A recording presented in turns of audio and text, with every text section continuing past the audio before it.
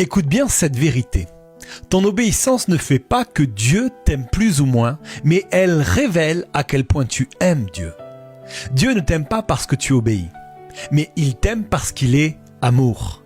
Mais ton obéissance, elle, parle de ton cœur.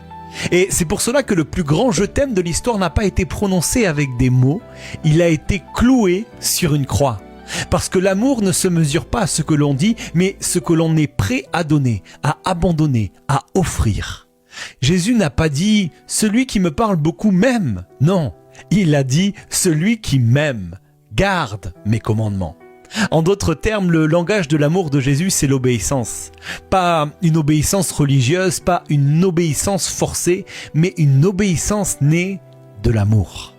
Parce que quand tu aimes vraiment, tu n'obéis pas par obligation, tu obéis par relation.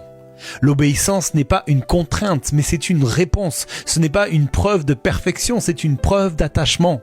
La croix nous enseigne ceci, l'amour véritable coûte quelque chose. Jésus a obéi jusqu'au bout, non pas parce qu'il était obligé, mais parce qu'il l'aimait jusqu'au bout. Alors pose-toi cette question honnêtement, est-ce que mon amour pour Dieu se voit seulement dans mes paroles ou aussi dans mes choix? Parce qu'on peut dire « Seigneur, je t'aime » et vivre comme si on ne l'écoutait pas. Mais l'amour qui transforme, c'est l'amour qui obéit. L'obéissance ne gagne pas l'amour de Dieu, elle révèle la profondeur de ton amour pour lui. Et c'est pour cela que la plus belle déclaration d'amour, ce n'est pas un chant, ce n'est pas une émotion, ce n'est pas un discours, mais c'est une vie alignée.